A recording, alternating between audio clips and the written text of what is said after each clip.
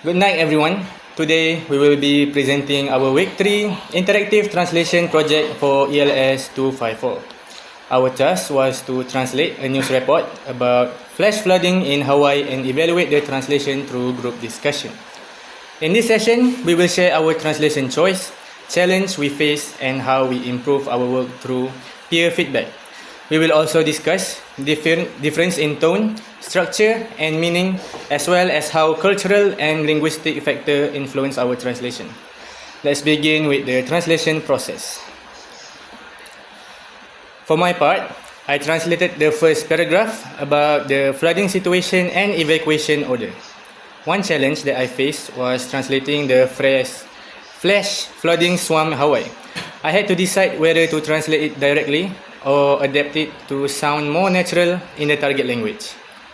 I chose to use a more descriptive phrase to maintain clarity and seriousness, since news report require a formal tone. That's all from me. Can we have translator too to give your point?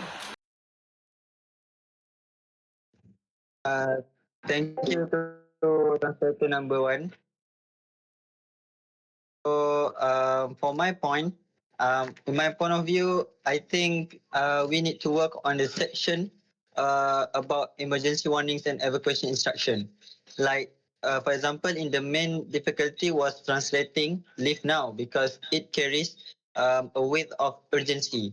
So, a direct translation might sound too soft. So, I think we should adjust it to make it more forceful and suitable for emergency context. So my section, I think that's all from me. And maybe another translator want to add something. I am the translator number 3, and my section focus on the part of the article for discussing the dam and the government's response to the flooding situation. One of the main challenge I faced was translating technical terms such as high hazard potential dam, and this term is quite specific and not commonly used in everyday language. So I had to be careful in choosing words that were both accurate and easy for general readers to understand. At the same time, I wanted to make sure that the seriousness of the original report was maintained. Because of that, I decided to simplify the wording slightly without changing the original meaning.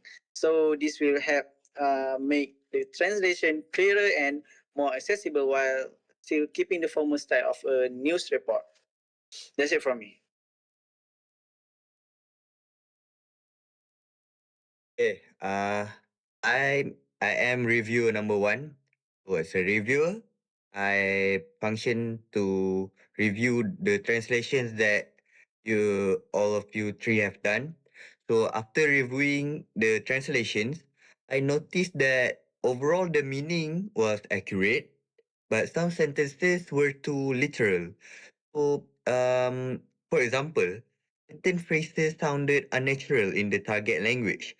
I suggested restructuring them to improve readability. So that's all from my point of view. I think reviewer number 2 wants to add some of his point. Okay, thank you, reviewer one. I also have some feedback, obviously on tone. Since this is a news report, the language must remain formal and objective. Some of parts sound like slightly conversational, so I recommend them for the translator to change them to sound more professional. Yeah, and we also discussed word choices. For example, instead of translating word for word, we suggested using terms that are commonly used in news reporting. This would help the translation feel more authentic and original instead of just translating it word for word and them and yeah use the suggested terms that you can be found it in multiple news in the television or newspaper. So review number 2 to you. Okay, so for overall, I think this translator did a very good job, but maybe some minor adjustment. obviously on clarity, tone, and the flow story. I think that's all from me.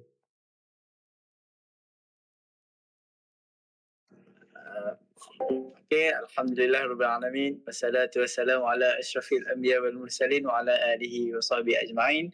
Now we will discuss the difference in translation and the reasons behind them. So, translator number one. Let's begin. Okay, thank you, the moderator, Cameron. I think one differences we noticed was in sentence structure. English sentence, maybe um, English sentence are often longer, but in our translation, we sometimes broke them into shorter sentence for clarity.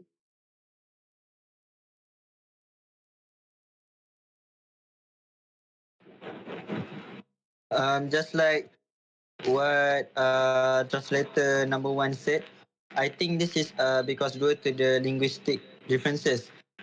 Because like in English sentences, while in Malay language, some languages prefer simpler sentence structures to improve the readability and according to the mother tongues.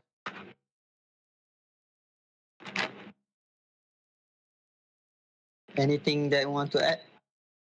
Okay, I'm the translator number 2. So, in based on the tone as well, the original article uses a serious and urgent tone. So we had to make sure our translation reflects that, because we want the tone to still manage to still be serious and urgent. So that's all from my point. Review number 2. Thank you very much, translator number 2.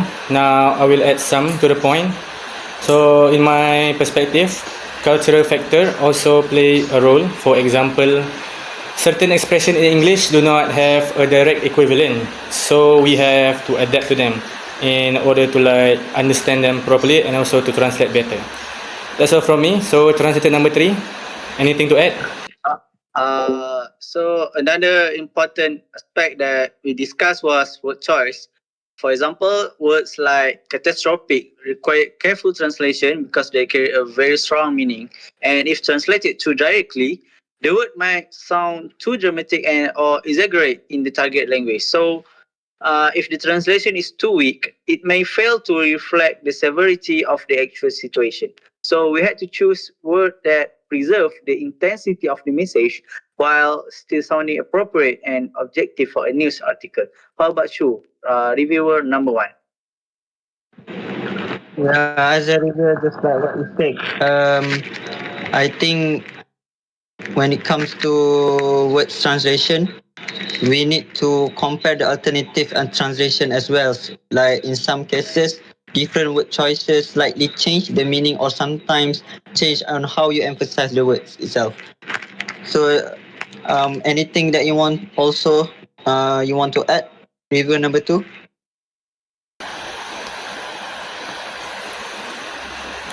Thank you so much, review number 1. So I will add a little bit more to my point that this whole process shows how translation is not just about language but also interpretation, which to put it simply, if we interpret it wrong, the meaning comes out differently and it sounds off. So yeah, I think it's not about just language but also how we interpret the meaning. That's all from me.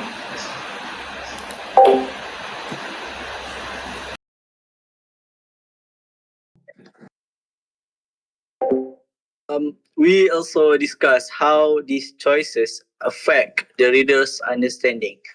So, translator number two.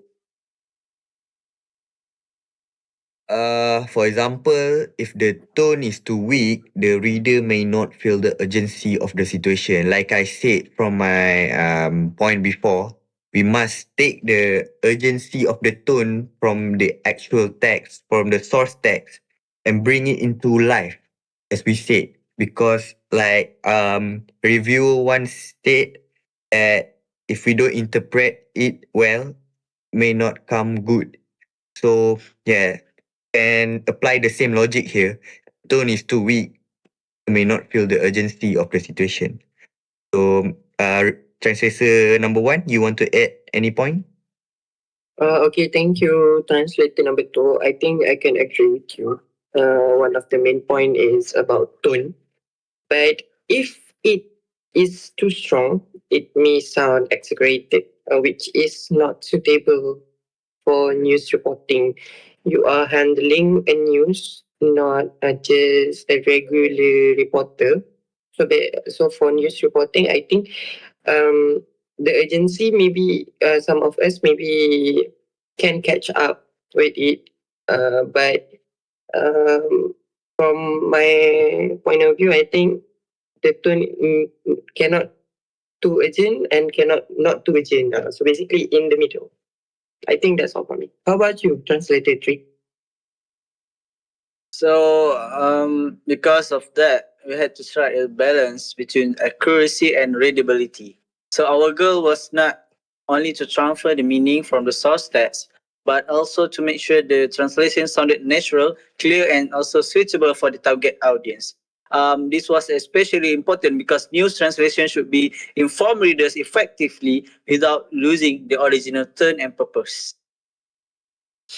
So next, we will share the challenge, strength, and weakness of our translation. Translator, about you. Okay, thank you, moderator. For our challenges, strengths, and weaknesses, one of our challenges was maintaining the original meaning while making this translation sound natural. We know that we need to understand other culture first. We cannot simply just translate any other culture meaning. So we need to study more, read more, and also make some homework or cross check more. Uh, so how about you, translated to? So thank you, translator 1. I do agree with your point. We really got to do some research before translating what need to be done. So from my challenges, I think was handling the technical terms and ensuring they were understandable. So it's basically like you must handle the technical terms from the source text, and we must make sure that they are understandable enough for the target audience to understand them. Like words in English might not be familiar to the people from Malaysia to understand. So we must tell those technical terms, and yeah, just make sure that they are understandable enough for the target audience to understand them. So review 1, you have anything to add? So, as a I think a strength to our translation is that at least it maintains information. So it can affect the overall tone of the original text to be at least understandable in terms of clarity next to the original text. So I don't think that we'll be having much problem on that. Anything you want to add, reviewer number 2? Thank you very much. Review number 1. I definitely agree with you that our translation method have some strength. However, I believe there is also a weakness, which is some part that our translator did require multiple revision to sound natural. So what I mean is our translator couldn't just do a one sweep of a translation.